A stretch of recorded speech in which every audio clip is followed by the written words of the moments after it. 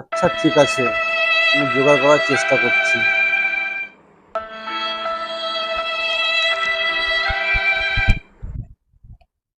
আরে তুমি কি এত চিন্তা করছো?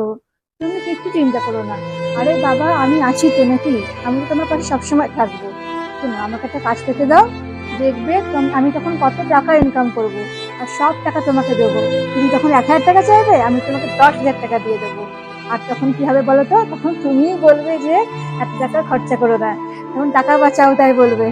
কিন্তু তুমি সব টাকা খরচা করবে, কারণ সব টাকা তোমার বইয়ের। বুঝতে পারলে? তোমরা তো ভালো।